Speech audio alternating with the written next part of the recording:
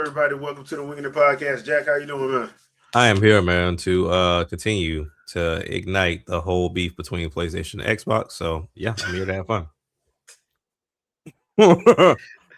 Please forward all hate mail to yeah. Yeah, please do. 'Cause I would love to see some of these answers. They're not the same. Okay. All right. All right, Andre, man, how you doing? I mean, well, look, I already said what I'm on time and I'm on this year, so it's just going to continue. Yeah. Okay. Well, it's March, people. It's March. Out here causing trouble for no reason. So, what you been playing, man? Which one of us? Yeah, which one? Andre. Okay, so I've been playing Castlevania Dominus Collection, 100%ed Dawn of Sorrow, and Portrait of Ruin. Just because I hadn't done it before, so I felt like doing it. Got back into Street Fighter 6 briefly since I hadn't played it in months, and getting back to my computer, being able to play my games again. Kid needs me, so I'll be right back. Yeah. So I've been playing. I'm gonna try to say it the right way. Pokapia. So that has been nothing but a time sponge for me.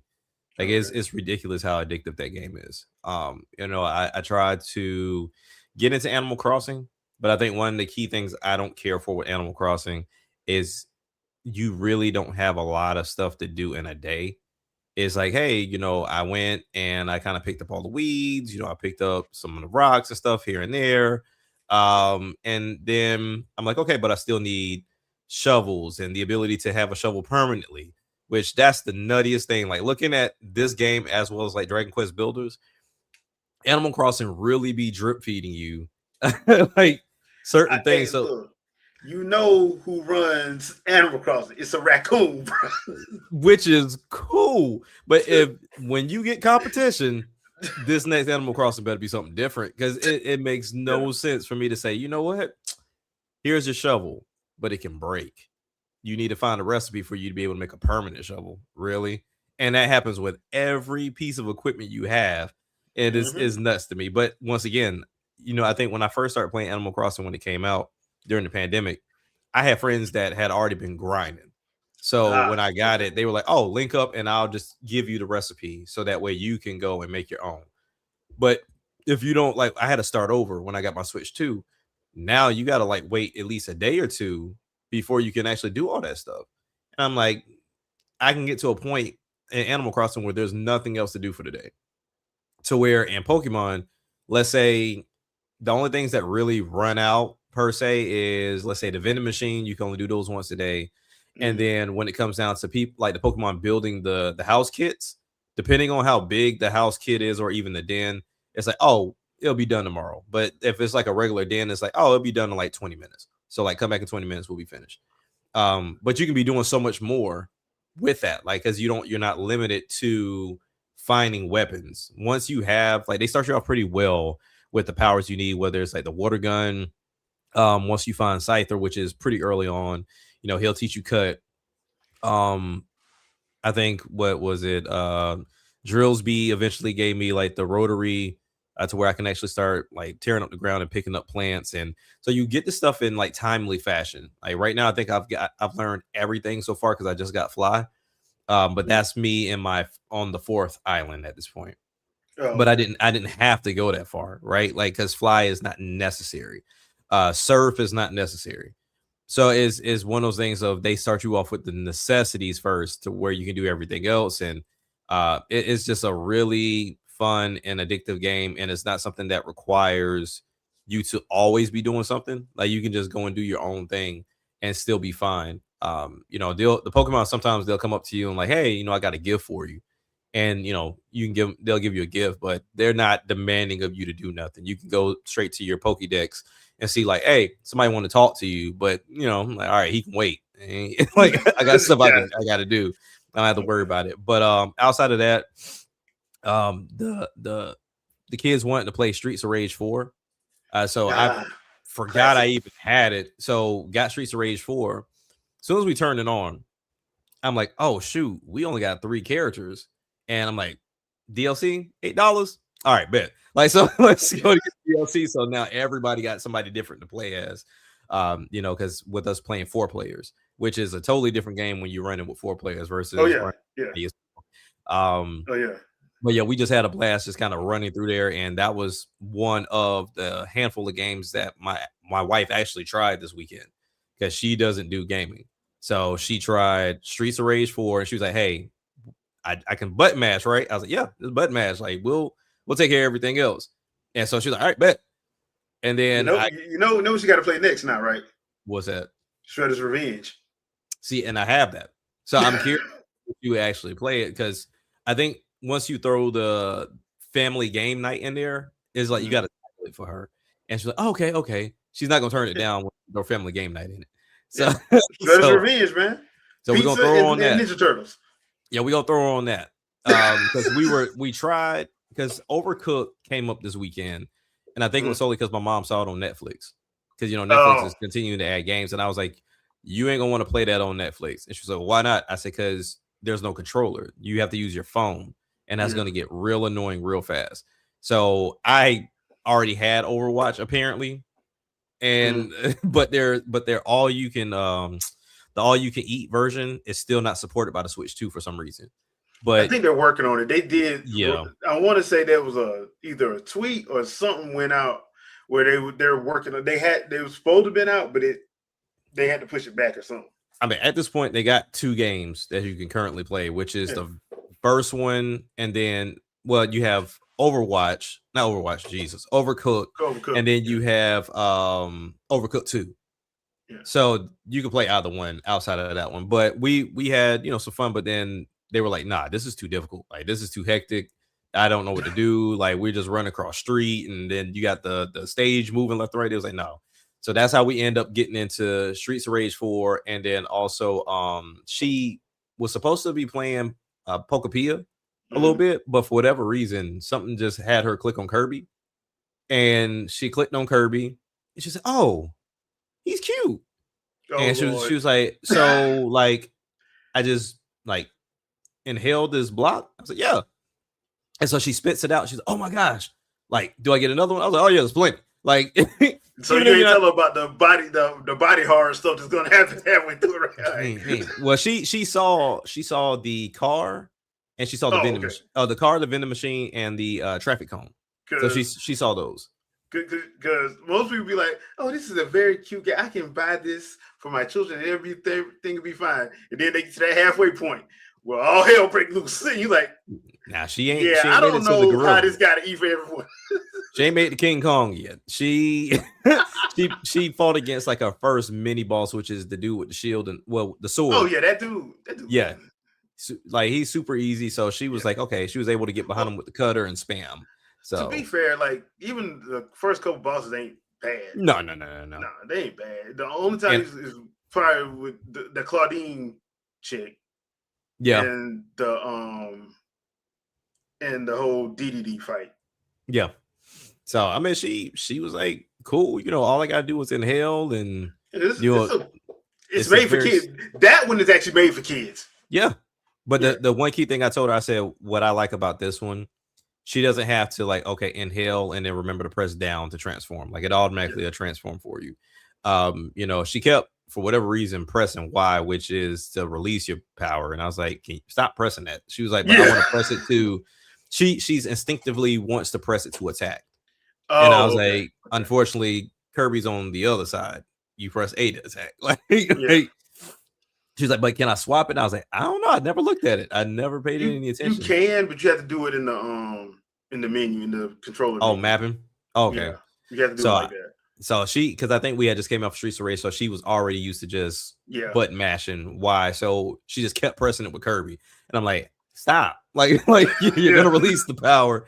And eventually she got it. But I mean to see her play 3 games, like finish the first level with Kirby, finish she stopped when it came to Streets of Rage. I think we stopped on like level 6, and then me and my kids picked back up from there.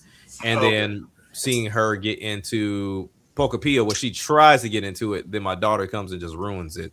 Because whenever she's like, "Oh, I'm comfortable just playing, I'm playing," and my daughter's like, I was like, "It's not for you, baby." And you could try your best to give her a dummy controller. And nah, I want the whole system. Give it here.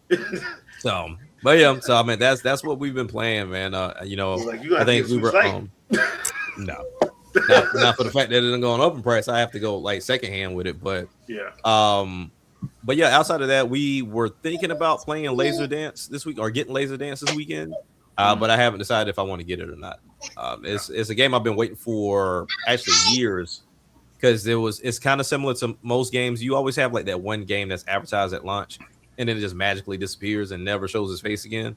Laser Dance is one of those to where when the Quest 3 came out, it was like, oh, we're making this cool game where you can put a button on one wall, put a button on the other wall, and then we turn this into like some 007 Mission Impossible type stuff where you got to like crawl and maneuver through lasers to make it to the other side of the room to hit the stop button.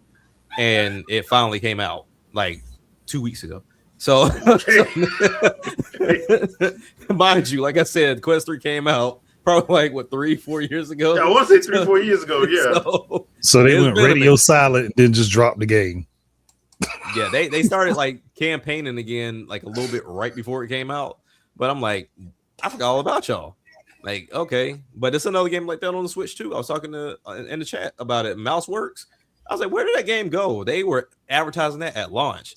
And then apparently, I guess the devs were saying, oh, we were showing the PC footage because we didn't even have dev kits. I was like, so how did you end up in a direct without a dev kit? Yeah, they shouldn't have never been in there. I was like, that's crazy. Like, I know Nintendo wanted to show off like as much mouse stuff as possible, but that's insane to have them show that off and not give them a dev kit. Like, so now the game, I guess, is slated for June, but we'll see. All right. But yeah, that's it, man. All right, Andre, you want to finish? I was say what I stopped at Street Fighter 6 and Street Fighter 6, got interrupted.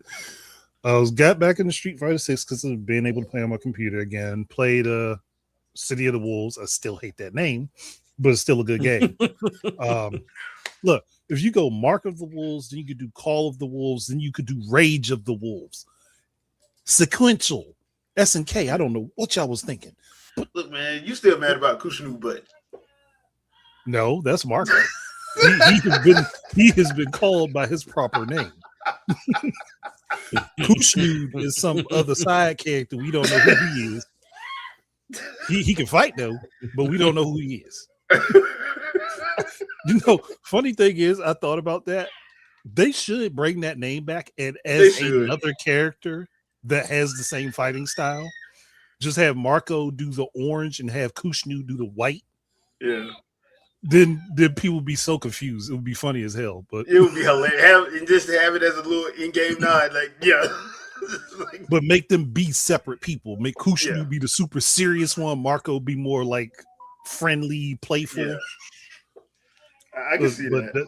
But then again, SNK probably wouldn't do that. They already screwed up with naming, so I ain't gonna hold them to do that. Sakurai would do it though. Oh yeah, I know he would. In a heartbeat, I know he would. Yeah.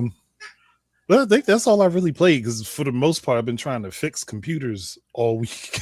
So I finally got that done. So outside of that, yeah, that's really all I've played.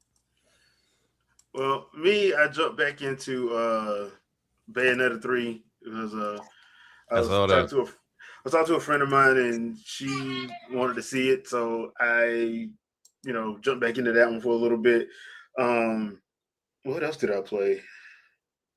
I did play City of the Wolves a little bit because I was playing a little bit of Nightmare Geese and a couple of the other characters. I need to go through that their arcade story mode. I need to finish doing that for everybody. I hadn't done that for everybody. I need to stop being lazy and just knock it on out. And I did jump back into Warframe a little bit because I want to be good to go when the Switch 2 version drops, and I can just add that one and take the Switch version out.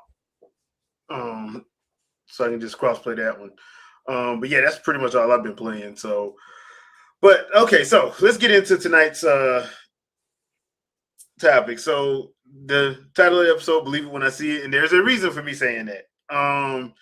So we're going to start off with that one.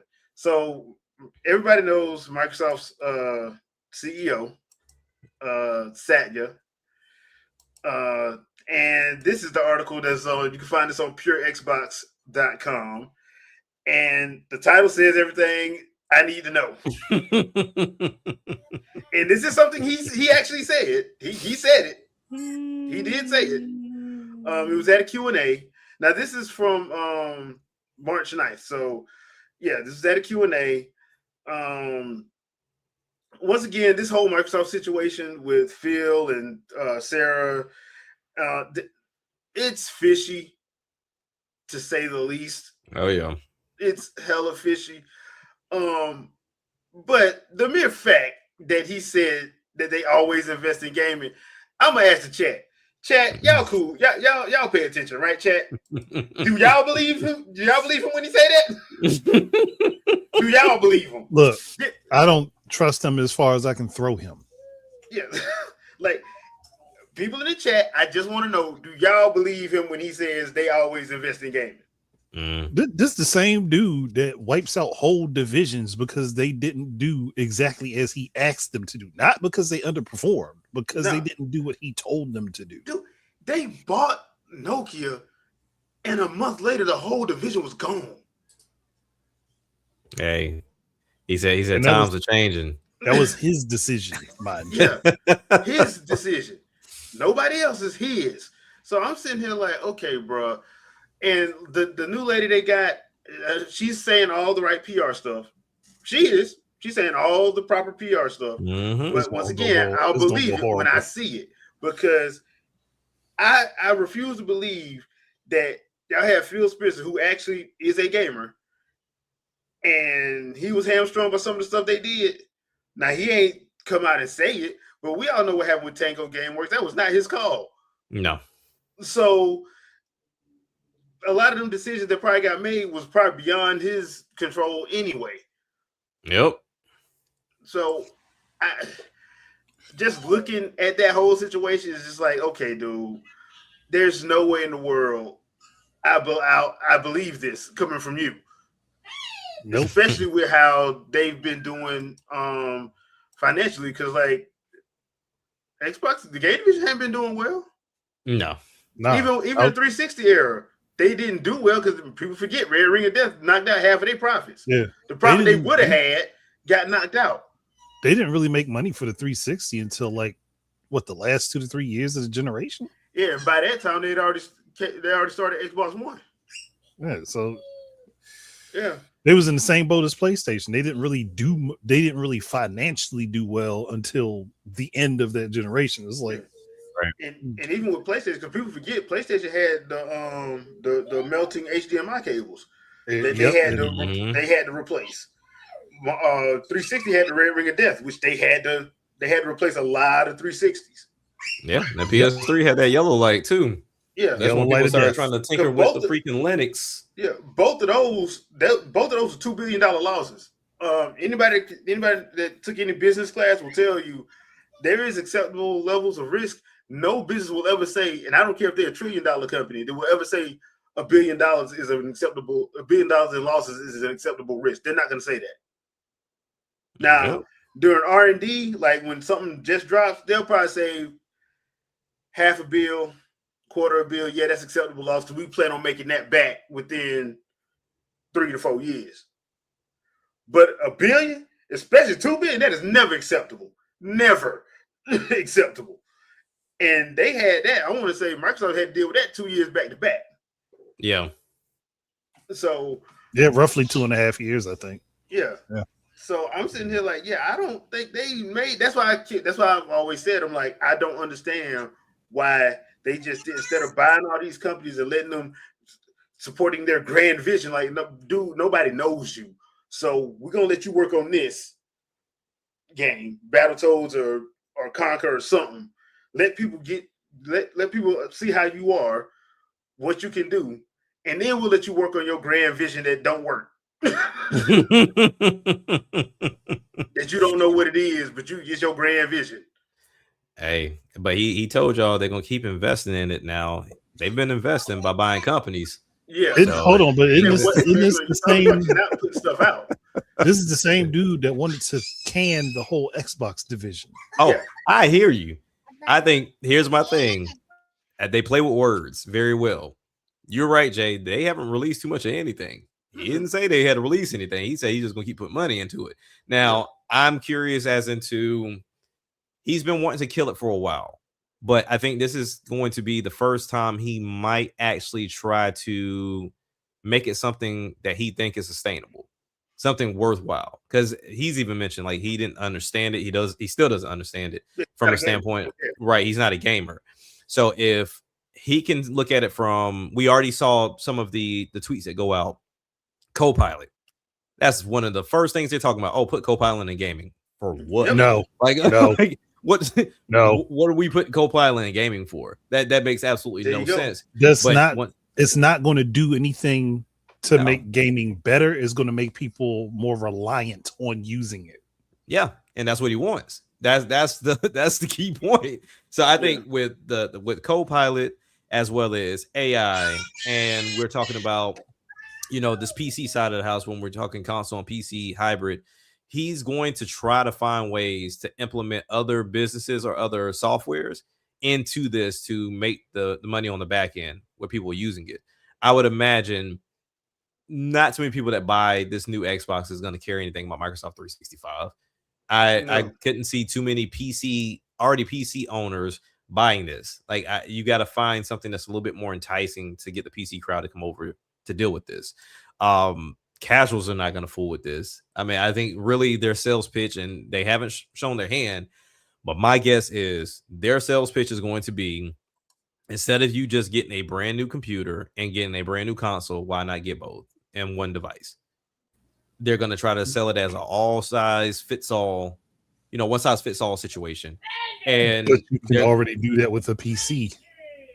No, but I think, Jack, I'm under what you're saying, because I remember back in 2012, the whole idea was they wanted to be the entertainment center of your house. Yeah, they basically wanted to be all in one for everything. Yeah, and I think that's they weren't going to be able to do that, but this may be their way of doing that. So I see what you're saying. Yeah, they're trying to get back to it because, like I said, I was one of the very few that I knew that really liked the idea of the Xbox One, right? So we've gone away from cable TV at this point. Now it's streaming everything. And yeah, we're getting back to, do you want a game? Cool. You want to stream TV? Cool. You want a PC? Cool. Like it's all on this device. And if you're feeling froggy, we got a handheld for you too. Like they're really trying to do this one size fits all. And even though the enthusiasts or the Twitter crowd that talks about gaming, they really don't want to understand that, yes, in your world, Microsoft or Xbox is competing with PlayStation and Nintendo. But in reality, they're all competing with everything that requires your time. They're competing with Twitter. They're competing with YouTube. They're competing with Instagram. They're competing with TikToks. If you spend majority of your time on TikTok doom scrolling, or on any of these social device or platforms doom scrolling, or if you're making content, you're not spending time with us playing games. So now we need to find a way to get your attention from there, no matter if you have our device and your top hours are YouTube, because that's what most people think were like their top hours were YouTube. So we rather you do it on this platform to say that we have you on this platform than you do it anywhere else. So if I don't get you through the form of gaming, I'm gonna make it look like I got you through the form of gaming by getting you to buy the console to do the very thing you was already doing on your phone any damn way. Yeah. So that kind of makes me think that them killing Mixer was a bad idea. It was a horrible idea, because they could have used that for this. They definitely pulled a Google. But who's to say it doesn't come back with a different name? And that's another thing too. Or honestly, I got the dirtiest way they could have done it. The dirtiest way that they could have done it, and they could have still implemented Copilot like he wants to. Call it Copilot streaming. Yeah. Yeah. And have Copilot act as an assistant to the streamer. Being able to pull up like information on the game or for facts for the crowd or whatever. do that. Then you could institute it, and it would be in a way that people would actually engage with, that they probably wouldn't even think too much about, because it's already there doing something for them that they would actually want to do anyway. Yeah, good point. Because I mean, we're at that point now to where this next device, Microsoft's not trying to be the brand that you necessarily buy per se. They want to be kind of like the foundation, but they don't have a problem saying, okay, yeah, such and such webcam works with our device, or this other third party controller works with our device. Like, we still make them, don't get me wrong, but you can plug it up. They're not going to stop it. So similar to what I was saying last night on Samsung's podcast, one of the things I was kind of confused on from both Sony and Microsoft, why didn't they continue the streaming narrative that they started with PS4 and Xbox One? Like, you can stream with those devices. You get a more powerful device in the PS5 and the Series X and S. Why are you not continuing that? Streamers didn't go anywhere. If anything, they doubled, if not quadrupled to a point. So now, granted, yeah, you got rid of Mixer, which I think is very stupid. But at the same time, one thing I've seen throughout the entire time I've been in tech, it is hard to break in where people have already kind of settled. And Windows learned that firsthand with the Windows Phone. While it was, to me, it was a great phone, even with the Lumia phones when they bought Lumia, they didn't have an Apple store or they didn't have an Android store. So they couldn't compete from a app standpoint.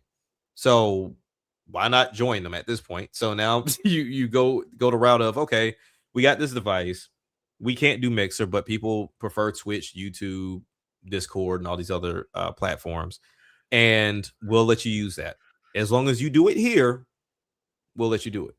And we'll go from there, and we can say, hey, look, we'll put a hashtag similar to what YouTube does. You share something from YouTube, they automatically got that damn hashtag up there from YouTube, to where we can do the same thing, to where, yes, you're using Discord, yeah, you're using YouTube or using Twitch, but it also has like a hashtag, let's say Helix, right next to it as well, so people know, like, oh, he did this from his device. Cool. Because Nintendo does the same thing when you share from the Switch. It's like, all right, cool. This lets me know that, yes, you did use this platform, but at the same time, you did it from your console. You didn't have to do it from a secondary source. You did it straight from the console. So I'm interested to see if that's the route they go. See, the thing with Mixer is, I think the other reason why they got rid of it, because they didn't want to pay for all that storage space. Yep, I would imagine it was going to be a lot. It was going to be a lot. And the whole Discord thing, I think they tried about this. A couple companies tried about Discord. They just fought them off, if I'm not mistaken. That's good for them. With some of the stuff going on the back end in Discord, it's probably better that they don't got them. Right. Yeah. So it's just one of those situations, like, and you know what, you never know, because like, we're not privy to information that goes on in these meetings. So that's why all of us always have to make educated guesses, which is why I be laughing at leakers all the time. Because, boy, Nintendo did something to the leakers this week. Segue. So Nintendo dropped the Yoshi trailer, and they gave a release date. So we got a release date and a trailer. Now, I ain't trying to say that, leakers need to go somewhere, but I'm gonna say this, and I don't know if y'all noticed this or not, but since Iwata died, directs have been getting less and less and less. Oh yeah, because number one, that was Iwata's baby. That wasn't. I think Nintendo didn't mind it, and they loved the fact they were saving money, but they really did start slowing down on the actual directs after he passed away. So I'm like, bro, you're probably not gonna see that many, because we used to get one to two every quarter. We got one every quarter, but the second one probably came in if it was like a specific game release, because we got one for Bayonetta 2, we got one for like one for 101, we got one for like their specific game, and then we have like another one for the overall Nintendo back when Iwata was alive. Now, once Iwata passed away, you started seeing it slowly but surely. It went from 5 to 6 a year to 4, right, to 3. Now we get one around what would have been E3 time or a little bit later. You may get one in February, March.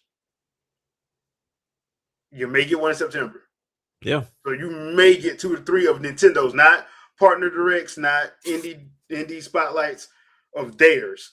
And we don't get any player focused ones anymore. We barely get Treehouse Lives for focused ones. Now. Right. Barely. And I think that's a big mistake that they don't need to do that. They actually need to keep that going, because that, since people don't believe in demos for some reason, that actually helps people make informed decisions about the games they're gonna buy. If they're gonna do it, they do need to get a more energetic crowd, because this last one, they were so awkward. I think the only one that I'm like, okay, cool, I forgot he was even there, was Jose Otero. The one that used to be with IGN, he was there, but the rest of that group, I'm so glad y'all so IGN. Yeah, I was like, y'all so damn awkward, bro. Like, get somebody that's excited about the game they playing. Yeah. So that's what I was saying. I'm like, we've been getting them less and less, and I think they're going to be like, Twins. What I'm talking about is right before Iwata died, it was way more than 3 a year. Yeah, it was way more than 3 a year. Now we get 2 to 3 a year, but it's just one of those situations where it's, hey, we get them, but they've been getting less and less. So now, because everybody's been saying, everybody's favorite leakers been saying, oh, we're going to have it in March. Or we're going to have it in February. We'll see. I mean, we got what, I'd just say 16 more days. We get information from Nintendo one way or the other. It don't make sense. That's what I'm like, bro. It's one of them situations. I'm like, am I gonna miss it when it's gone? Probably, but the way some people be acting, I'm kind of glad they don't do them. To be honest, they had a direct for the trailer for the final trailer for Mario Galaxy. They told you they weren't gonna say nothing about no games. What's in the chat and then the daggone comments asking about games? Because they're weird. They weird like that. Y'all know this for the movie, man. Why y'all doing this, man? Why y'all doing this? So, yeah. You're on mute, Shadow. You muted yourself. Still mute. There you go. All right, okay. So I'm looking at the histogram on Nintendo's official page, and it's looking like Nintendo averages about 2 a year. 2024 they only have 1 per their page here. 2025 they had 3 if you count the Nintendo Switch 2 as a direct. Can you really count that one though? Nah, I wouldn't. Like Nintendo Directs are Nintendo Directs for a reason. So I think they only did 2, and they haven't done 1 this year yet. And I don't think if they're going to do it's probably going to be another one of those years where they only do 1, because the goal is they're trying to drive software now, right? So they're probably going to do a whole bunch of game specific directs. I see that. I would love to see that, because we haven't had one of those in a while. Like, they did Tomodachi Life. They did that one, and I feel like they need to do one. Whatever game is going to be tied with the Mario Galaxy movie, they're probably going to do one for that too. Oh yeah.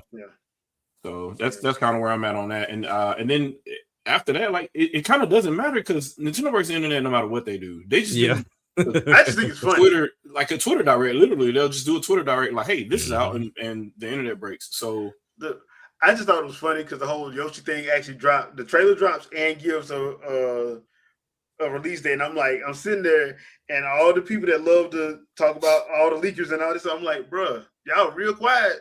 Yeah, y'all ain't been talking the rest of this week. What happened?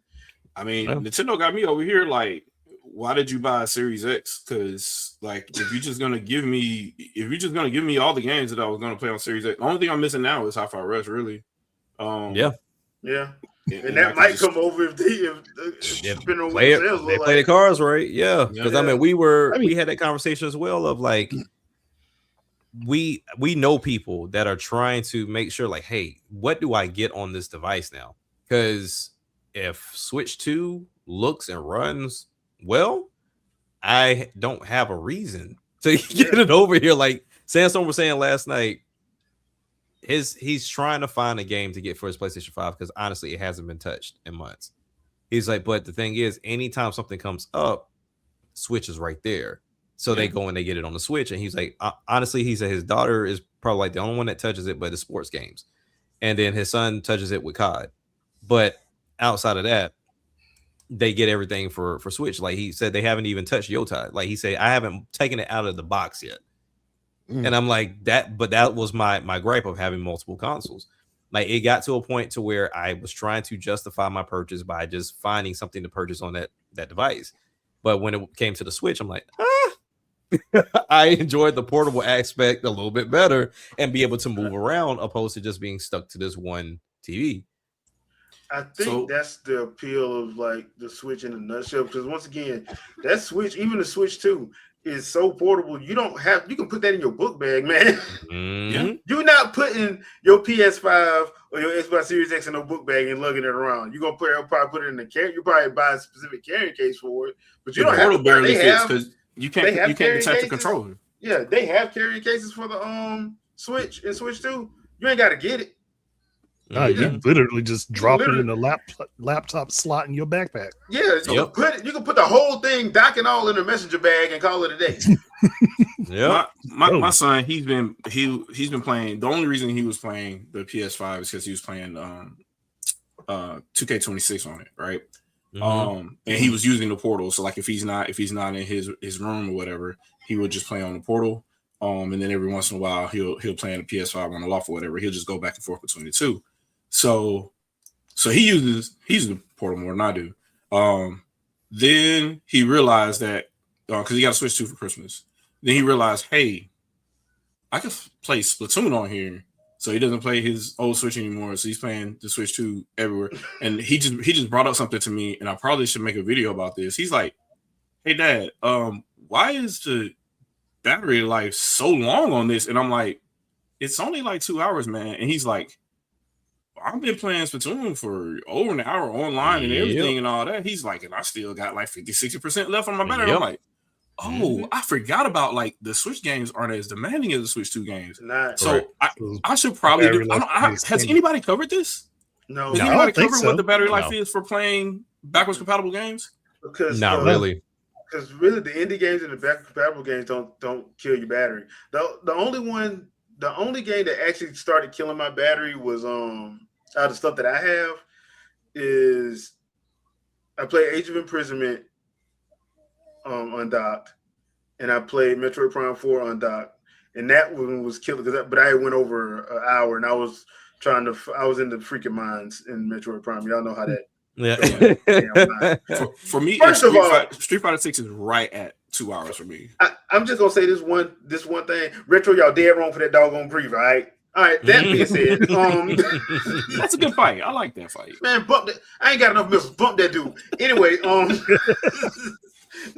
but yeah, I've noticed that. Like, yeah, but if it's like a back compatible game or like an indie game, you're fine. Well, it's not using about a good 4-5 hours. Like Switch 1, I was playing. Honest. I was playing SteamWorld Dig 2. I was playing that for like 3-4 hours at a time. You're definitely going to play that for a minute, especially SteamWorld Dig 2. You're going to be playing that for a minute. But a lot of, like you to your point, I don't think a lot of people or if anybody covered it because the main focus was the performance. Like, does this game run better? Does it look better? Does it this? That was everybody's focal point. No one cared about the battery. If anything you heard about battery, if anything you heard about the battery, it was the headlines of the battery is less than the Switch. Now I'm like, wait a minute, let's take this back. It has not more playing power. The same games. It's not playing the same game and it's not playing with the same power. So it went back to what the original Switch started off at. Because remember, we got a boost when the next version of the Switch came out, and then the OLED. Like, let's stop playing coy here, and as if the Switch came out as it was with the new iteration, as well as the OLED. Well, now people are pretending that nobody ever compared the Steam Deck to the Switch, to the Switch. Or I don't know where that went. The only way I can compare it is if I compare it to the PS5 Pro. And now I'm seeing this life cycle of the people that said these games wouldn't run on the Switch 2. Now they're seeing them run on the Switch 2. Now they're saying, well, the frame rate is terrible, and then the frame rate is good. And then they're like, well, what about the hair? And then it goes from the hair in Resident Evil 9 to why isn't it exactly 60 frames per second? Or if it is 60 frames per second, then they go to it should do that. It's a 2025. We're in 2026. Why wouldn't it be able to do that? Like if you're nitpicking that much, you have a problem. Yeah, very much. How far are we gonna go? It's a cyclical thing, and it was the same thing that I've seen it since Wii U actually. So like they're like, well, of course the Wii U is more powerful than the 360, but you were comparing the 360 and the PS3 to it to say the Wii U is weak, and then when we have games that are multi-platform, and then you find out the Wii U version is better than those, like Ninja Gaiden's Razor's Edge or Need for Speed Most Wanted. It was the PC version of the game on Wii U. Now we're like, of course it's supposed to be like, come on, man. Like, which one is it? Either it's as bad as you say it was, or that's it. Like, it's just better, and there's nothing you can do about that. Because in cases when it doesn't suit the point where you say it was weaker than last generation, then you jump to the next thing and say, well, it's supposed to be. Like, but you said it wasn't. So I don't know. I see that a lot too. Like there's always a new goalpost to jump to when they're proven wrong about the previous one. So yeah. The only thing I'll say about the Capcom situation with the hair, that's the RE engine, man. Yeah. Look at Monster Hunter. Hell, look at Pragmata. Somebody need to take that little baby to a doggone hair done, because that's just wrong what they do to that little girl. That little girl hair all over the doggone place. Do something with that baby hair. Don't let that baby come out of the house looking like that. That being said, it don't matter though. Like that was on Rise. That was on Monster Hunter Rise. That was on Monster Hunter Wilds. That's on every Capcom game in that RE engine. The hair looks like that on all platforms at first, jacked up. It does. Yeah, Street Fighter 6 had messed up hair when it started out too. Yeah, and now what'll happen is one of those updates will silently go in and smooth some stuff out. But overall, that hair's always looked like that. That's why I was like, that's how I know half of these people didn't play these Capcom games. I'm like, bro, all these Capcom games do that, and that's in that RE engine.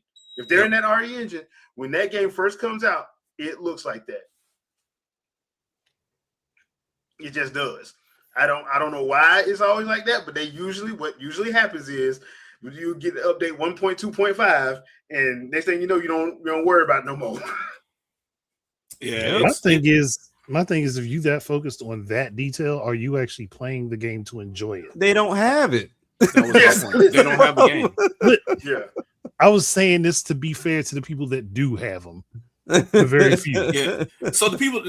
So you got two categories of people. Like, the majority of trolls online, they are the fact that they're there all the time means they're not playing games. No. So they'll look on. They're online all the time, so they're on YouTube instead of playing the game. So they're looking on YouTube or looking on other sites to see comparisons and stuff to go use as arguments to be in console wars, right? Yeah. Or to be master race trolls or whatever, right?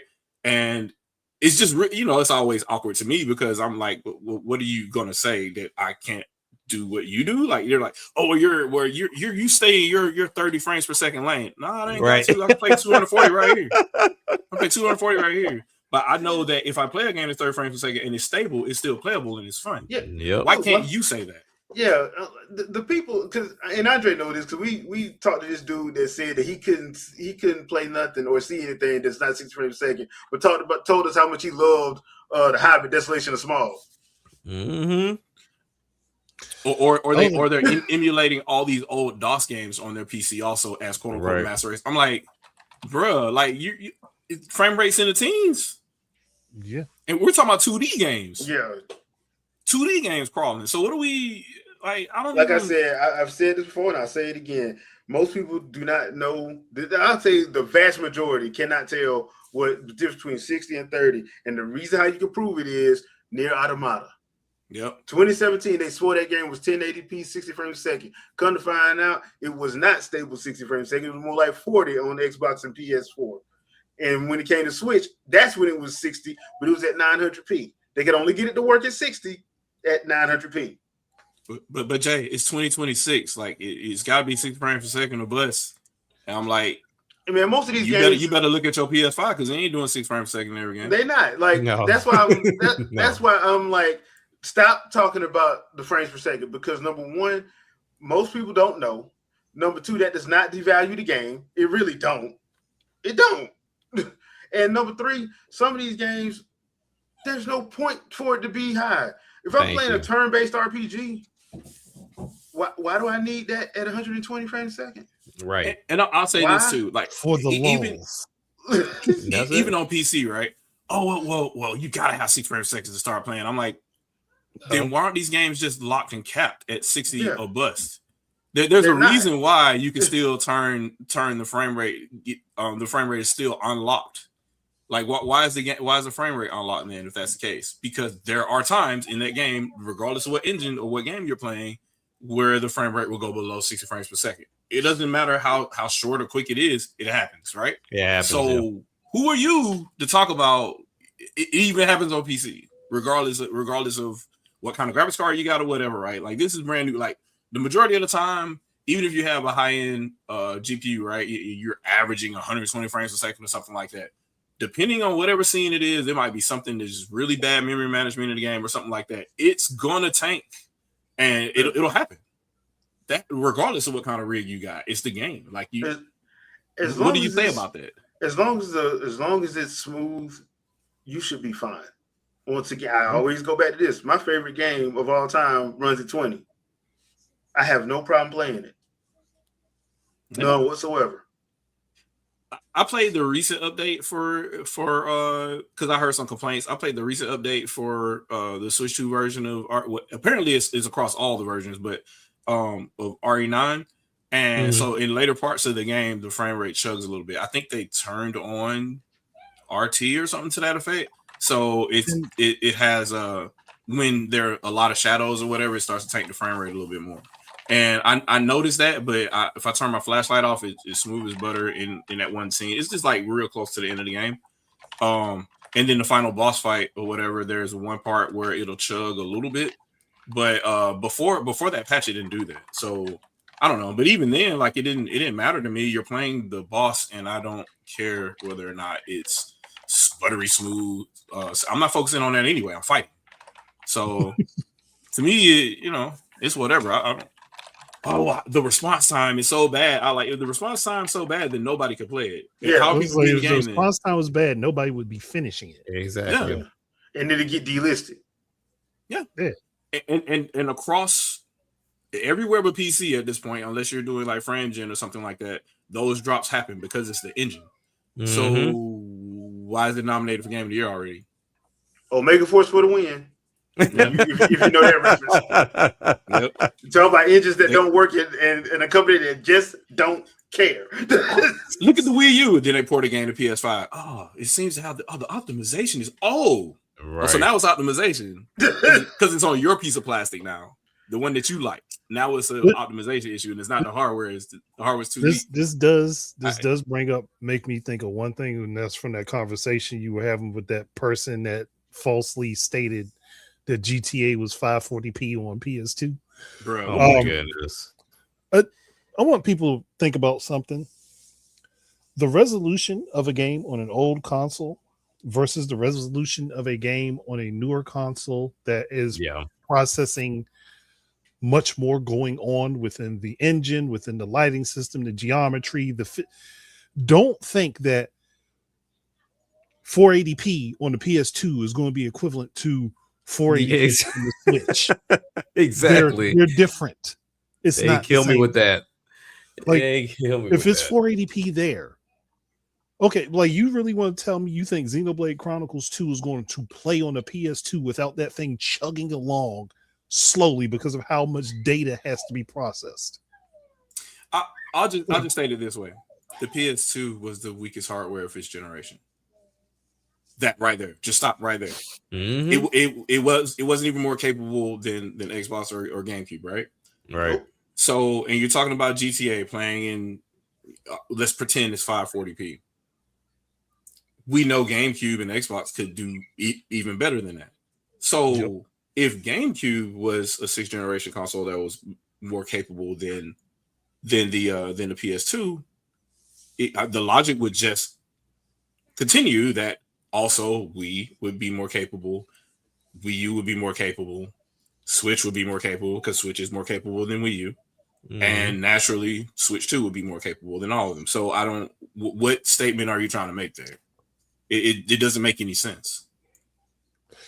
So I think the connection is, oh, well, those resolutions were supported way back then. I'm like, 1080i was supported on the original Xbox. Right. So are you trying to say? Are you trying to say since games were 540p for the most part for the 360 and the PS3 that they're weaker than the original Xbox? What are we doing here?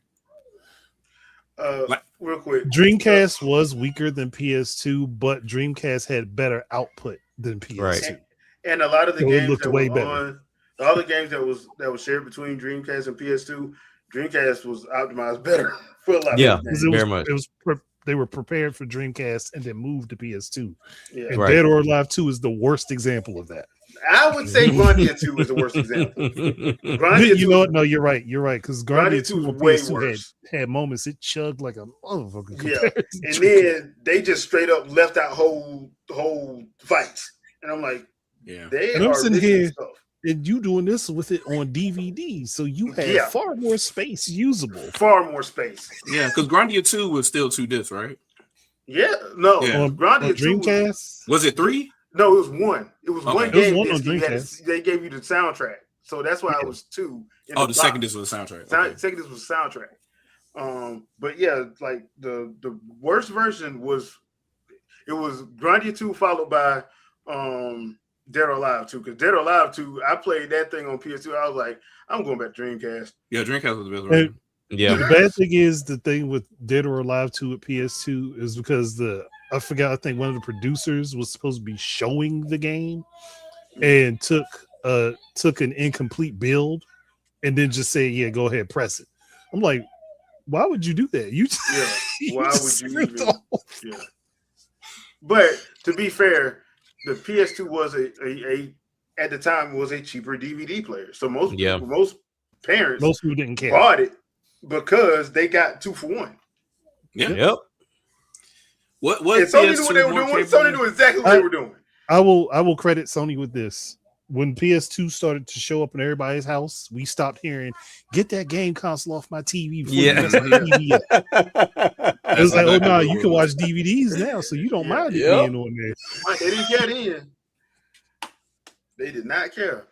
So, taking up my TV. No, it's a DVD player. Oh, okay. And that's it, pretty much at that point. I mean, same thing with PS3 to a lesser extent. With it was the cheapest Blu-ray player then at the time too. Was.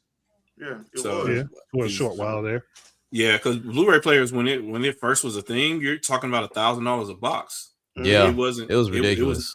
It was not a cheap venture originally. No. So, I mean, you think about the same thing with CD players and the PlayStation. Like CD players wasn't cheap. We were just the funny story. Was cheap. What they did was the Walkmans were cheap. They made those cheap, but like you was talking about just like getting you a regular box, bro. You was paying. Nah, those was expensive, especially if you wanted one that went to home theater and it wasn't just like a boom box you would put in your room. Yep. Yeah.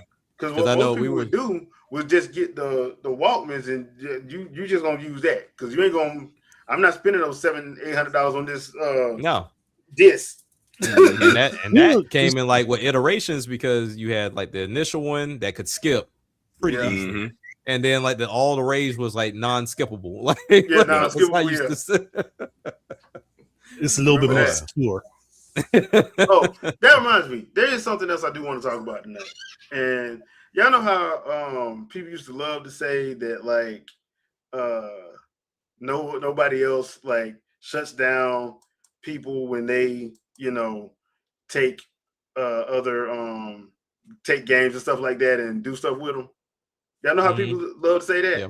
Like they're higher than people. This is what Activision did. People, stop telling your business on Twitter.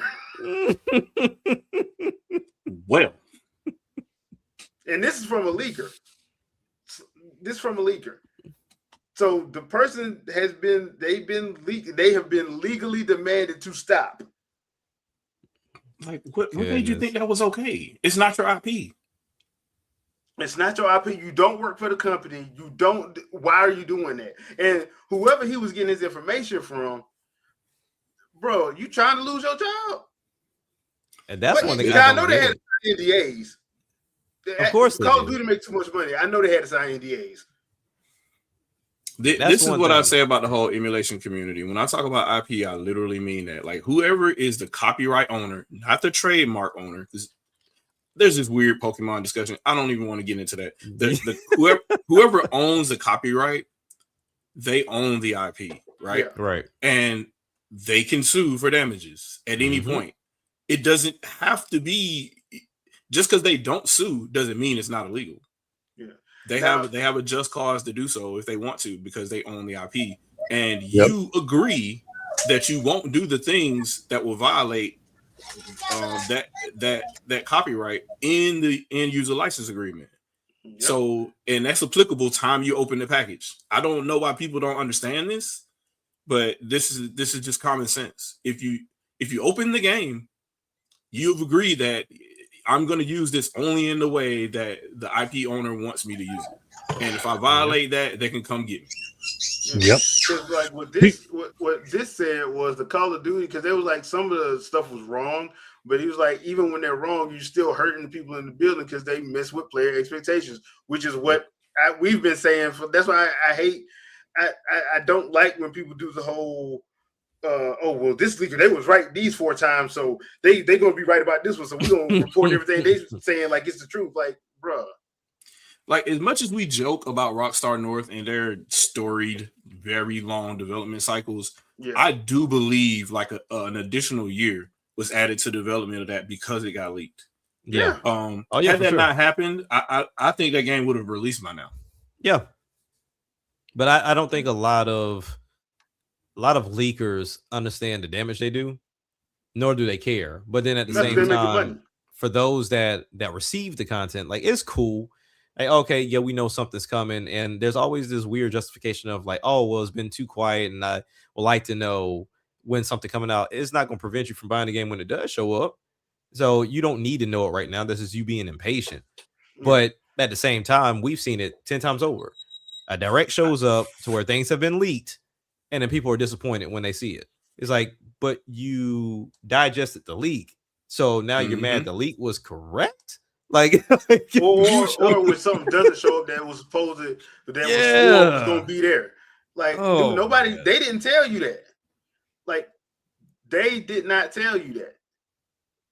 They didn't tell you that was going to be there. Somebody else told you that, and now you're mad at them. Like, they told you it was going to be there.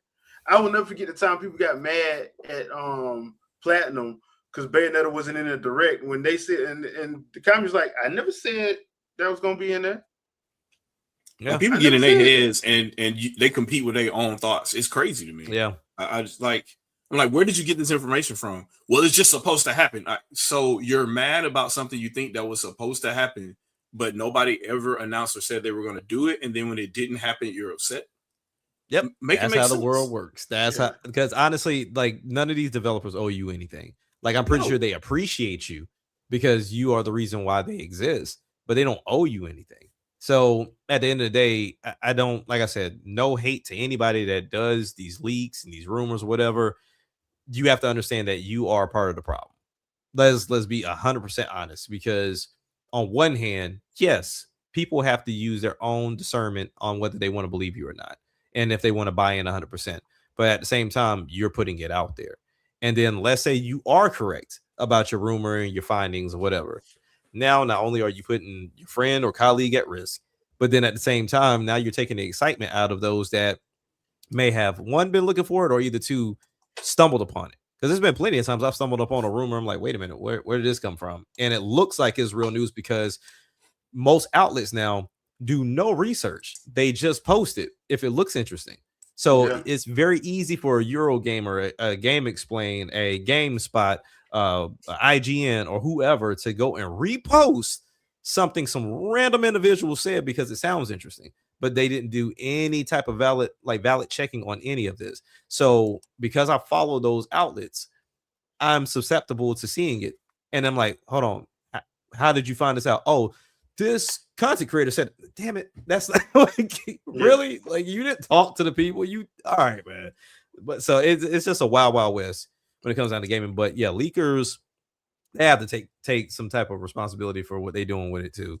And sometimes it's just details too, and then and it's also responsibility for the misinformation that you see out there and how things are worded as well. I'm still seeing people. It's 2026. Almost 25 years later, I'm still seeing people saying that the original Xbox could do over 116 million polygons per second, right? Mm-hmm. And I'm like, so people still can't read from 25 years ago. Well, 116 million vertices per second, which is in the original statement from Microsoft and NVIDIA, is not the same as 116 million polygons per second. Vertices are shared by a single polygon. So you can have multiple vertices per triangle. A triangle is the simplest polygon, right? So we'll just assume the smallest one is a triangle. They could also be many sides, but if you're saying that there's 116 million vertices per second, you can effectively cut that in a half or 1/3, and that's what the true raw display capability is. And we know why that is because Microsoft added a lot of effects in addition on that custom NVIDIA core, right? So you could do vertex shading and pixel shading and stuff like that before any other GPU. That came at a cost. That doesn't mean it could just be the largest raw display GPU on the market then at the time, but they just kind of let it run wild, and people use that very stat to say it was the most powerful console at the time. Right. And to this day, people still misconstrue that. And there's a responsibility for people to, just say those things. Just say, hey, if you divide 116 by 2, that's way less than what they were originally saying. And if you divide by 3, it's even worse than that. Right. So it's just one of those things. And I know people don't want to go around and say, oh, well, the Xbox can only do 40 million polygons per second. That sounds bad. But if you look at the documentation and what it actually tells you, that's what it means. So, But if I go around and say this right now, people will say that I'm crazy. And I'm like, you can't read a document? That's kind of where we are right now. And we're talking about information that's over 20 years old. So imagine something being posted yesterday and people believe what they want to believe from a headline. I just saw a headline not too long ago talking about, in the headline it said this thing was profitable or whatever, right? Talking about the Steam Deck, it's like it's profitable. Then you go and read in the actual statement in the interview. Nobody from Valve said that the system was extremely profitable and it's a success. Right. But they put it in the title, and then the word success is somewhere in the article. So what they mentioned by success was there were copycats now. People were joining the PC thing, PC handheld market because Steam Deck is there. So they see that as a success. Right.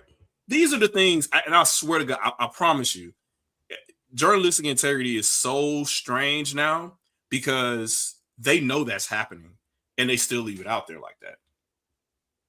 So I feel like that kind of responsibility needs to be there. And there's no do no harm clause anymore when it comes to this. They don't care. They just want to be first. Yeah, man, there you go. And then also just kind of past I'm not a real journalist. I just have my own channel and I just put the news out there. I just entertainment. Like, you can find ways to just skate it. They have no care in the world to have any journalistic oath. They don't care anything about yellow journalism at all. They just, hey, I'm the first one to say it. And if I was wrong, I wasn't the one that said it. I got it from this person over here and they were wrong. It's like, all right, come on. Like, oh, okay, sure. Yeah. Because I don't know too many outlets that have the ability or care to have the ability to sit down with actual developers and have conversations and talk to them about certain things. Like, I don't know too many people that sit down with Gabe and was like, hey, what was your vision for the Steam Deck? Like, and if whatever your vision was, did you all achieve it? Right? Because on this end, we have the sales numbers and we don't. The other thing too is I don't think a lot of journalists know what questions to actually ask. But that's sad. Once again, you got to remember, gaming is still looked at as being childish and kiddie. I hate to be the bearer of bad news, but that's what a lot of people look when you tell people you're a gamer, they look at you like, how dare you? Aren't you an adult? Like, yeah, and I got hobbies. Yep. It's a hobby. There ain't nothing wrong with it. The sad part about that is but the medium itself, though, the quote unquote journalists in the field or whatever, they're 30 and 40 somethings. Yeah. They know what they're doing. They know the responsibility they should have. Some of them do. Some of them do. Yeah. And I think that's the ones that do know, I think, are worst. They're worst. They're the problem because they know there's an issue and they refuse to even remotely address it. So because they get paid. So yeah. Because now a lot of media in general is sensationalized, so they gonna get paid as long as they are, provocative and say something crazy. I mean, just look at IGN from circa 2006 to 2019. Yeah. 2013 was really bad. But we talked about that. I think we beat that horse already. I'm just saying. I still think it's funny that like a lot of their videos just up and disappeared. I mean, but you know how that goes because Twitch just put a thing in there talking about a handheld that put like Switch, Wii U, and Wii logos on it or whatever, and I'm like, like Nintendo just sued the government. Right? You think they can't come after you? They sued the most powerful nation on the planet, and didn't blink an eye. No. Nope. Now, to be fair, they're not going to be the only ones doing it. But I know they're definitely, and they won't be the last. Because there's always those companies that need that first one to go out the gate, and then they'll follow suit. So give them time. But but you knew it was coming. But it's that situation. I've always found it funny, and then those same people that do this stupid stuff will come online and be like, "I don't know why they did that. I'm a fan." Well, you got told to stop. And then you have people defend them, and I'm sitting up here like, because I know people that are in music, they're part of stuff, and I'm like, if somebody took your work, you would not be trying to hear that they fans. You'd be like, you cutting into my money. We're suing you. But it's a fan work. Can I just rework this beat and then also sell it online to people? Why can't I do that? But I'm a fan. I'm like, nah, bro.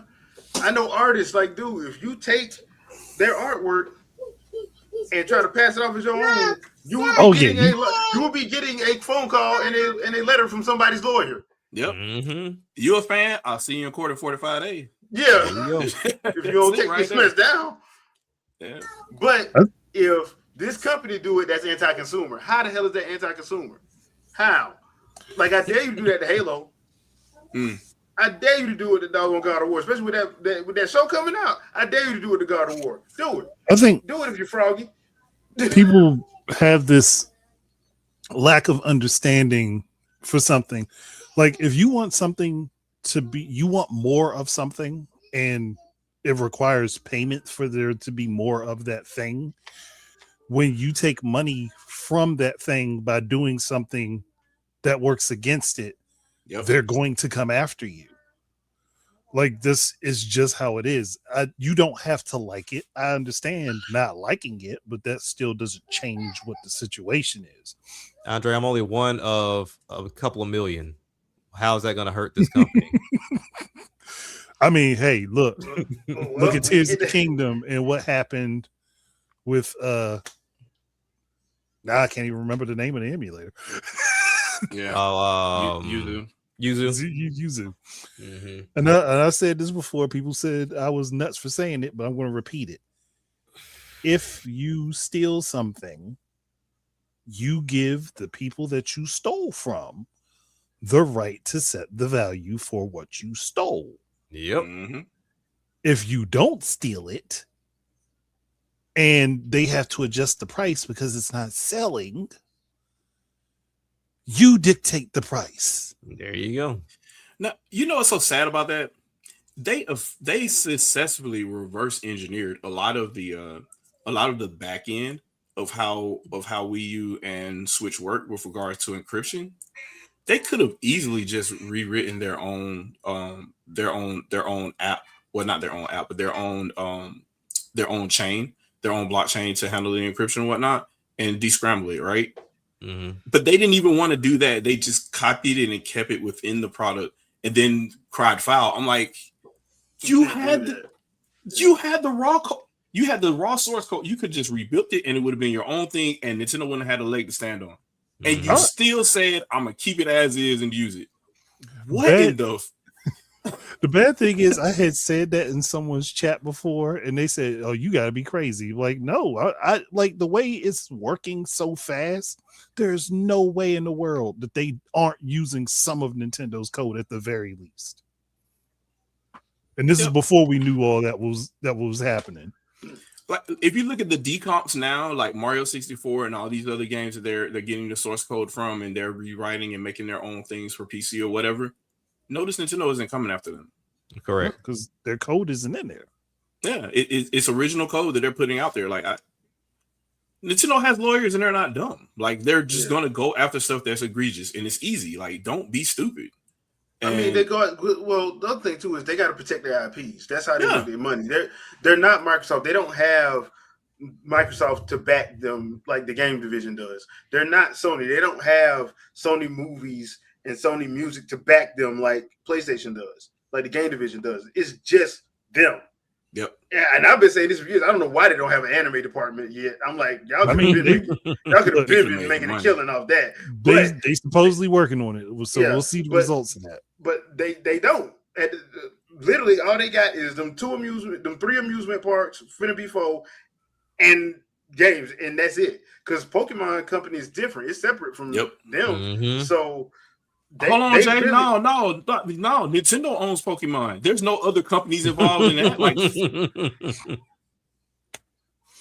Game Freak has always owned Pokemon. I'll slap myself. No, because I'm like, even when you go look at the plushies and the TCG stuff, they still ain't got Nintendo on it. They still got Game Freak on Pokemon, it. Right? They got Game Freak and they have Pokemon Company. Because when they were selling them big Snorlax extra large bean bags, that's what was on it. It was Game Freak and the Pokemon Company. That was on the tag. So Nintendo wasn't on that tag. I'll just real quick. Let me just show you this for a split second. If you just take a look at this guy right here, all you got to do. All you gotta do, I don't know if it's on the screen or not yet, but you take a look at what I got right here. All you gotta do is scroll right down here to the bottom here. What does that say right there? I can't really. Right there, and if you look, it says copyright Pokemon, right? Copyright 1995. So it's Nintendo Creatures Inc. Game Freak. The trademark is Nintendo only. Nintendo owns the trademark. Who owns the IP? Right up here with this 2026 right here in this C. I don't know how do we not understand that at this point? But these are things you have to explain to people, and you shouldn't have to. It's common sense, but I feel like everybody wants to teach everybody what they don't know. There you go. I'm an enthusiast though, so I should be able to say that. Enthusiastically wrong, right? Yeah. I was about to say something about a famous person, but I'm not gonna say it because I don't want to start nothing. Loud and wrong is my middle name. Yeah, that's you just said it for me. Then never mind. Yeah, there you go. T is what a TI is. Yeah, Shadow know what I'm talking about. Shadow know exactly what I'm talking about. Mm-hmm. CatnissEverdeen.com. I don't know. That's where I'm at on that. CatnissEverdeen.com. CatnissEverdeen.com. Like, research Fred Hampton. I don't know. Something. Some stuff's happened at some point in time. We're not talking about video games right now, are we? I don't know. Yeah, we're talking about video games. But all right. So that being said, hope everybody enjoyed the show tonight. He's like, look, that's been said. Let's get up out of here real quick. Yeah. Yep. Because I'm not tweeting about it. I'm not making videos about it. Nope. Gaming only, bro. Yep. That's all we're talking about, games. But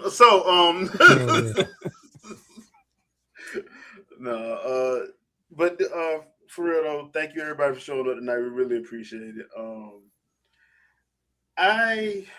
Because we are now in March. This year's already flying by. Yep. There's a lot of stuff dropping next month, and there's a couple indie games that I know I'm looking forward to. That He-Man, the Master of the Universe, which I'm like, I don't understand how we never got a side scroller till now. That should have happened a long time ago. That should have happened a long time ago. We need now one I'm for thinking Thundercats. we need Thundercats too. Like, what the heck? We could have got Thundercats back in 2011 when Studio 4 Degrees did the anime. That Cartoon Network you have to do two different ones because you got to do one for classic Thundercats. Yeah, for the classic, and now you got to do one for the anime. Yeah, unfortunately, a lot of voice actors for the classic one they gone and passed away. So, yeah, unfortunately, but yeah, I'm happy we getting that because I've been looking forward to that ever since they dropped that first trailer. And we getting a lot of cool stuff. Plus, I'm still kind of interested in knowing what in the world Nintendo doing for Zelda for the 40th. God dang it! But hey, we'll get to it. They're gonna do a concert. They'll probably put like a poster up on the Nintendo store you can buy with like your platinum points. But they're gonna do a concert, and they might just go ahead and drop that. They may just drop that Ocarina of Time, Majora's Mask HD this year. All right. That everybody been begging for. And they ain't gonna release it till like December. Like, oh yeah, we forgot to tell you. It's gonna be a shadow drop. We forgot to tell you. Just go on and just play this. Play this and leave us alone.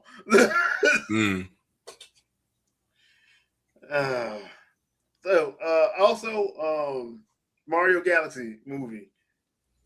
Y'all do know when that game come out. That's gonna be that Sunday's episode. Is gonna be a review of that movie, right? I just want everybody in chat to know that. I'm down. It's gonna be a review. Probably gonna try to get some guests to come through. Probably no spoilers. Yeah. I'm imagining. Or do I'm giving everybody till. Hey, look, it comes out on that Wednesday, April 1st. You got till Saturday. Better get it together. Hey, you got till Saturday. It's like get your life right. Get your affairs in order. You know now. I already told my family I'm going with or without you. Yeah, right. You can either be on the first run or the second one. Yeah, however you see it. I saw the first one in 4D with my son, and it was actually pretty good. They did a good job with one around here. And we got one 4D one around me, but I don't like going to that theater. That's why. That's where all the snobby. These folks don't know how to have fun. These folks to be like clapping during what the? No, we're not doing that. No, man. And Chad, I know you know where this theater at. I go to Stonecrest when I'm in the A. Oh. Yeah, buddy. You know, have a whole cookouts in the little theater. I can only imagine how your experience was for Black Panther because that was. Oh, dude, it was a cookout. Yeah, it was a cookout. I was there that weekend because I was visiting my cousins, and we all went. There was a cookout. Yeah. They had an actual cookout in the parking lot, and we was bringing food in, bringing plates in. It's wild. The manager let it go because, bruh, they would get fed too. No popcorn sold that weekend. It was a church doing it. That's the other thing. It was a church doing it. So they probably talked to him ahead of time about that one. Yeah, true. that theater was so packed. And if only everybody was invited to said cookouts, maybe some of the bad things in the world wouldn't be happening. But everybody can't be invited. Hey, look, if you're in the A, y'all know Stonecrest Mall got the Crooked's theater. That is definitely a location that is known for that, for sure. For sure. I would love to, man, I wish I was going home that weekend. I'd love to go see Mario in that theater. I know they're just going to be jumping. I'll tell my age. I'll just go ahead and tell my age and say, yeah, the Magic Johnson Theater as well. Yeah. Is old Magic. Was definitely a time. But they started with basketball. Yeah.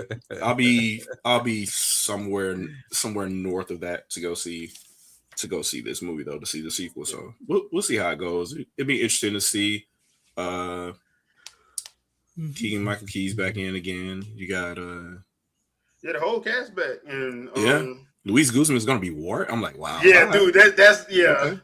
I hope they let him ad lib. Yeah, Luis Guzman's funny. Yeah, he is. That'll be interesting.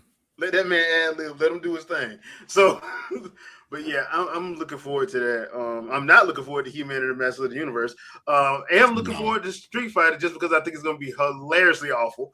Not looking forward to Mortal Kombat because they lied to me first time. I've been watching that on streaming, and so yeah. I mean, R.I.P. Raul Julia. That was definitely peak too. That was peak comedy. I'm sorry, like, dude, that speech is still the best one. Like when he straight up told Chun-Li, like, for you, the day I ended your life was the greatest day of life for me. It was Tuesday, straight pimping. Yeah, man. He just said, "I am just that savage." That's me. This dude changed into the Hugh Hefner Playboy outfit, made him a drink. I'm like listening to her, like basically say she was gonna kill him. Yep. Made him a drink. Did not listen to a word she said. He's like, "Do you know what I do? Do you know everything that you're saying right now is so dry." And the funny thing about it was, the only thing I was thinking about watching that whole scene every time I see it is Gomez from Addams Family. Yep, that's what you can think about. Because he's straight smooth. So smooth with it. He was so smooth with it. Like, yeah, but for me, it was Tuesday. That was a time. You had to be there for that one. I don't think it plays well for the newcomer that comes and watches that after the fact. I don't think it. Oh, because the movie's horrible. No. The movie is horrible. It's just awesomely horrible. Yeah. It is straight up 90s action movie. That's for me, I still appreciate it today for that reason, but some other people don't get it. I appreciate it for the standing Ken Dragon Punch. Yeah. Yes. The thing is, if it wasn't for Raul Julia and Van Damme, the movie probably wouldn't have worked.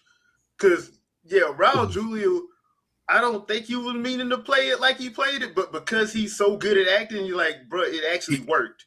He just said, "I'm going to do it." Yeah, it actually worked because he was playing the crazy dictator, but the way he was delivering his lines, like he was super serious about it. Yep. But it just worked. It came off funny. When you start to understand the bad guy, you did a good job. Yeah. I could completely see Bison being like that for real. And in certain situations in the games, he is like that. Yeah. So, in Street Fighter 6, he definitely is. Yes. They definitely made him. They made you understand him that way. Yeah. So it makes sense. But the only problem is, Raul Julia was fighting cancer at the time, so it wasn't. But I'm like, as far as like the acting part of it, like, bro, Raul, he killed it. He straight up killed it. And it, sad what happened, but I'm like, bro, he went out swinging. I just figure if they spent all that money to put Kylie Minogue in the movie, she should have at least been on the soundtrack, and they did. Oh yeah, she wasn't on the soundtrack. She really wasn't. Like, what are we doing? That was the biggest miss of all time. But she was fired back then. Like that was before she had her cancer scare, right? Mm-hmm. Yeah. So that was the whole point of putting her in it was that you had like world whatever appeal and everybody would go watch it, and they're like, "Yep, no music from her." Yeah. We got Van Damme in here. He gonna do a couple flash kicks. Y'all gonna be happy. Now shut up. That's it. That's all you get. So yeah, man. I'm not looking forward to this new one though, bro. Because I'm like, at least Van Damme's one, they knew what they were doing. I just got a bad feeling about this. I think it's gonna be funny though. I'm still looking forward to seeing how bad Andrew Schultz does Dan Hibiki. Yeah, I don't know why they. I was like, do y'all know Dan is Chinese, right? And y'all do know Dan can Chinese, actually fight. I know he's a joke kid, but he can actually fight. He can fight. He can fight normal people very well. He can't fight superpowered people. But he's not a lanky, unfunny comedian. What makes Dan funny is the fact that he's serious about everything he's doing and he messes up at it. Yeah. Not he's somebody trying to be funny that messes up. Yeah, he just try hard and it becomes but he's actually a martial artist. He's not. No, I don't understand the casting for that one. I really don't. I don't understand casting freaking. I don't understand casting the majority of them. Only one I think really makes any sense is Cody Rhodes as Guile. And Zion, they got for Zangief that. Those are the only two I think make it. Oh yeah, that Joker, he is huge. I thought that was dude. That dude's like a bodybuilder. That Joker is huge. Those two make sense, but having Roman Reigns be Akuma makes not a lick of sense. No, I mean, look, like, we all saw. If you was gonna do if they was gonna do this, why didn't they just go ahead and pluck Nakali from Street Fighter V and just throw him in there instead of Akuma? Because that's what I would have had him as. Because like that would have made more sense. I mean, ever since they made, I think 50 looks good as Balrog, but I don't know how his acting is going to be for the character. Yeah, he does look good for him, so I'll give him that. As long as they covered up the Polynesian tattoo and everything, I mean, I know everybody's been going like half crazy since Ganondorf showed up with his Polynesian tattoo, in Tears of the Kingdom, Bloodline Day 1. So they put the girl from Mortal Kombat in as Cammy. Like I don't know. Hey, look, man. Hey, look, man. You got to work. Hey, you've been in a fighting game movie before. They gotta hope that this movie is so bad that people want to see it. That too. As long as they don't take themselves too serious, I think it'll be fine. The problem is like that Legend of the Street Fighter Chun-Li one. And I said this because I remember me and T said it because the director and writer came out. Oh, this is gonna be way better than that 94, and that was disrespectful. I'm like, wait a minute, bro, why y'all bringing that up? And when I watch that movie, like this is Van Damme's is an Oscar winner compared to that. I remember seeing the previews for that movie and said, "Nope, it's gonna be garbage." They were trying to set expectations when it. When in reality, they just should have kept their mouth shut. So, but the 94 movie was bad, so this has got to be better, right? Like this. No. The 94 movie is bad, but bad in a fun way. Yeah, it's not like you can watch that one and still be like, "Yeah, this is stupid," but I still had a good time. Yeah, you can't watch that one and say this is stupid and I still had a good time. You mad. Do you think all they have to do is beat up Mortal Kombat? Because that one hasn't shown back up since they postponed that. No. The thing with Mortal Kombat is, once again, you had another writer-director team. Only thing they kept talking about in the first one was the fatalities. We brought the fatalities. I'm like, dude, do you not know we live in the age of The Walking Dead, Spartacus, Game of Thrones? And on top of that, nobody really cares about the fatalities anymore. Everybody want to do X-ray shots. Yep. Mm-hmm. Nobody cares about the fatalities. Like, bro, you talking about the wrong thing. And then you see the movie. I'm so glad WB put that on streaming first, because if I would have went to the theater and saw that, I would have asked my money back. Yes. NPC the movie. Because number one, the only thing good about that first Mortal Kombat movie is the first 7 minutes and the last 10. The movie's an hour and 45 minutes long. They're like, hey, you want to see Liu Kang and Scorpion fight? Yeah, sure. So that guy in the back there that's on fire, he's going to be the main character. Like, what are we doing? Yeah, that's what I'm saying. Like, the other way they messed up with Mortal Kombat, the first one, was to put the first 7 minutes online. Because they were trying to get people to go to the theater to see it. And I'm like, we thinking, it's going to be some Scorpion versus Sub-Zero tomorrow. No. First 7 minutes, last 10 minutes. Bruh, I was 38 hot watching that movie. So it was. I am not, because the other thing too is, I'm no disrespect to Carl Urban, because I think he's a phenomenal actor, but I would have got the Miz to play Johnny Cage. Oh yeah, that would have definitely worked. Oh, that would have worked. The Miz is younger. You can actually, and he's in the WWE. He's basically Johnny Cage in wrestling anyway. Yeah. Yep. It's literally him. What he is. That's his character. That's why I was like, y'all had him. Now, once again, no disrespect to Carl Urban, because I like the dude. He's a good actor. He's a great actor. But I would have got the Miz for that. Because he would have been able to pull that off. In my opinion. But I'm not watching Mortal Kombat in theaters. Nah, I'm gonna wait till that hit streaming. Yeah. Nah. They should have just put it on streaming too again. Like nobody's going back to theaters anymore anyway. It's gotta be really good for you though. Well, the problem with theaters now is like most of them, it's way too expensive to go for is this gonna be good? Mm-hmm. It used to be like you could risk it. You know what I'm saying? Well, catch them at it's a Friday night. Yeah, this ain't that bad. You know, me and the wife, me and the girl, we just gonna go chill. We'll just watch some. It'd be like an hour and a half, 2 hours. But now you in that 3 hours. It's a 3-hour action movie. You're like, bro, y'all better hurry up, man. I'm trying to go home. Yeah, you spend $100 to watch it. Like, yeah, what are we doing? It's a two of y'all. And y'all ain't even going to like a 3D or D-Box or IMAX. Mm-hmm. You spent like $100. Yeah.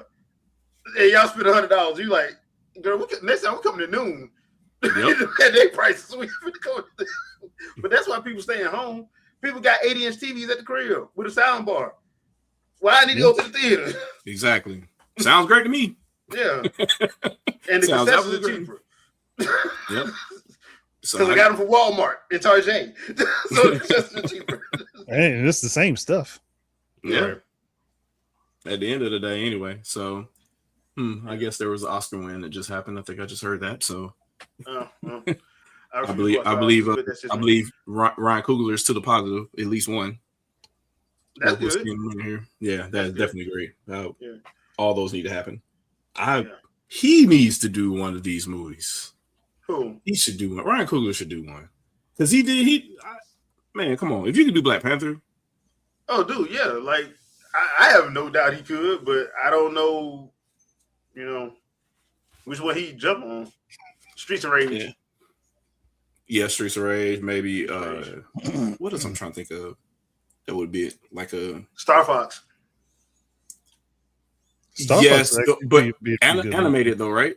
Yeah, animated, bro. You know how I feel about video games. I think they need to be animated. Yeah. No, you said Streets of Rage. We got to do a Final Fight movie where people kicking over trash cans and picking up chicken and eating it. It's just there. What kind of 90s Double Dragon movie are you talking about?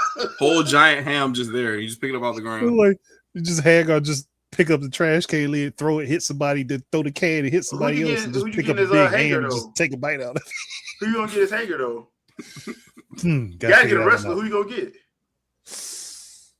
I don't know anybody that favors him. I was gonna say King got too many tattoos. No, I was gonna say gosh, what's it? Not Brock. Not Brock, he's too short. He's got long hair and he's buff as hell. I can't remember his name. Because this was back in the 90s, I would have said Kevin Nash. Yeah, but Kevin Nash is too old now. Yeah, he's too old now. I'm trying to think. He was funny as hell. His bass in Dead or Alive. He was hilarious. He was the best part of Dead or Alive. Him as bass. Who was bass then? In Dead or Alive, it was Kevin Nash. Wow, he was. Wow. Yeah, he was. I gotta go back and watch that. That's crazy. Don't do that. Don't do that. Don't do that. I just ran through that movie just to watch it. He was in 3 scenes. It ain't worth it. Let's put it this way. Hilarious. Was watching me. I was doing other stuff while it was on. So that's but Hager, I would probably like I said, I would have said Brock, but I don't think he's tall enough. Drew McIntyre. Oh, okay, yeah, Drew. That's what I was thinking of. Drew McIntyre. Yeah, Drew can do it because he got the face and he got the mustache. Yeah, he looks like him. For it. He looks like him. All you really do is just think of Final Fight 3 Hager, and that's Drew McIntyre. Yeah, dang, that's him. Yep, he looks just like him. That's crazy. He's perfect. That's uncanny, actually. Now watch they'll go actually go cast Roman Reigns. But actually, Roman Reigns. Bad thing is Roman Reigns would probably make a good Thrasher. He would. Yeah. Did you just relive WrestleMania 39 in the first line? Yeah. But yeah. All right, people. We're gonna call it a night. Thank you, everybody in chat. We appreciate you hanging out with us. I'll try to make sure I have the audio version up on time. I just realized that I didn't put the other 2 episodes up, so I'll be trying to get those up before Tuesday. So I do apologize for that, but I think I was having some issues with the Anchor site. So hopefully everything's fixed now, and I'll throw those up as soon as possible. But Jack, anything you want to pimp out? Nah, man. I have a video I've already recorded in regards to my headline here with PlayStation and Xbox. I just have to release it. Really, I mean, it's already recorded, but it was just centered around how they're one and the same, and just kind of seeing the bickering back and forth between the fanboy crews. It's like, but y'all twins, like y'all twins with different clothes on. That's y'all provide the same damn thing. The only difference is Sony has exclusives that are not on Xbox, and that's where the train stops. Yeah. So, but yeah, that's about it, man. I don't have too much else going on. All right, Andre. I mean, you could expect 1 or 2 videos this week coming, because I've recorded like 4 hours worth of audio, so we're gonna get this stuff put together. Okay. All right, Shadow. So yeah, I got a couple things coming. A couple of podcast reviews and another video that I wanted to do that I may release this week. We'll see what's going on with that. And I still got to get the timing on when I want to stream. I wanted to do it this weekend, but it just didn't happen. So, but it's coming. I'm gonna start doing podcasts again. So, and I'll have those. They'll probably be on Fridays, and then we'll tie into this show for the weekend as well. So that's all I got. I highly recommend Resident Evil 9. Just finish that game. It is definitely one of the games of the year for this year for sure. It definitely in the running. I got to get the courage to do that because Jay Biggs has been like picking on me on Twitter for like the past week. Just like put clips like, "Hey Jack, would you do this? Would you do it?" I'm like, all right, man. I'm gonna play one of these damn games so you can get off my back. Like, yeah, it's a fun time for sure. Like it doesn't take that long to run through. Really, I played classic, which is the old school. You got to go find stuff to save and all that, and I still got through it within, I think it was like 22 hours. So it wasn't that bad at all. I heard it's not as long as people think it is. No, if you run straight through it, it's probably like 10 hours. Yeah. If you run straight through it. That's not how you play Resident Evil. No, that's not. You play Resident Evil by exploring and grabbing stuff and it is when you're scared, but it's not when you yeah. I didn't play 30 to complete. I didn't play first person with Grace though. I played third person because it was just easier as far as like when you have to like vault over stuff to see on the other side. I guess that creates more suspense or whatever, but there was enough suspense without it being in first person for me. So because the more the suspense comes from the scarce resources, she don't have gear like Leon has everything, so he can do whatever he wants kind of situation. And then you playing with Grace, you're like solving puzzles slowly, you creeping past stuff because you can't really take nothing down. So that's part of the gameplay to me. So I would highly recommend it no matter what mode you pick. Have y'all seen those memes of like people showing like the clip from Colin Firth and Kingsman taking everything out, and it's like this is Leon's gameplay. And then they show like somebody like having a stroke, and that's like y'all damn wrong. Y'all so wrong. But logically, it makes sense though because Leon has dealt with this over and over again throughout his whole adult life. Yeah. Whereas Grace is just getting into it, so it makes sense. Yeah. And she's treating it like an FBI agent or like a CIA. Well, she's an FBI agent in the game, but like an FBI agent would. She's like collecting evidence, trying to figure out what's going on, knowing how to take out one enemy at a time, running away, like that kind of stuff. Meanwhile, Leon is John Wick. So Leon be like, man, I've been doing this for what, like 30 years now? This ain't nothing.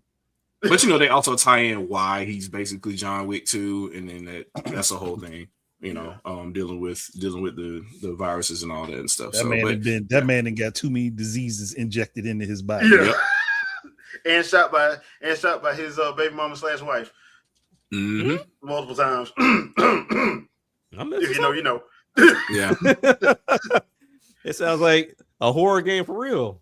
Baby mama drama. I don't know. Well, I mean, oh no, they in love. She just shoots him every time. That's their thing. That's a very interesting relationship. That's a whole nother podcast. Really. Mr. and Mrs. Johnson?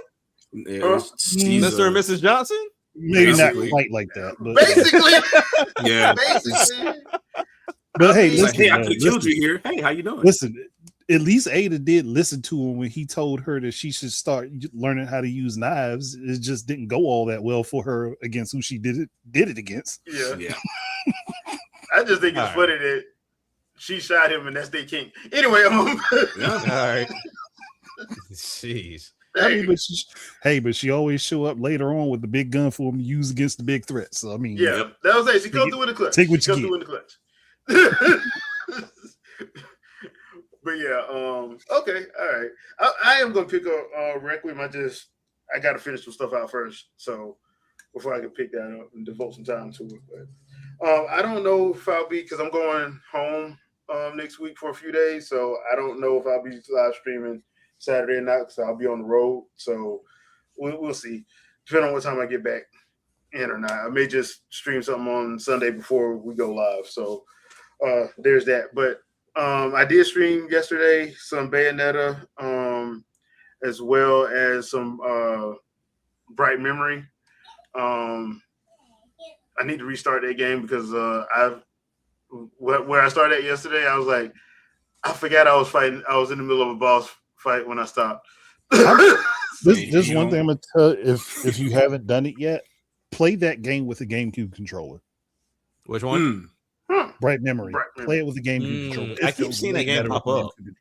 It feels better. It feels so much better with a GameCube controller. I'm not lying. I mean, that's how I play Mario Kart. I played Mario Kart World with a GameCube controller. Dude, that's something. Well, y'all saw one of my earlier live streams where we were just testing out GameCube games. So, yeah, I'll try that one down there. Mine isn't a legitimate GameCube controller, but this one is still same shape and everything. As long as it's this form factor, it will feel good.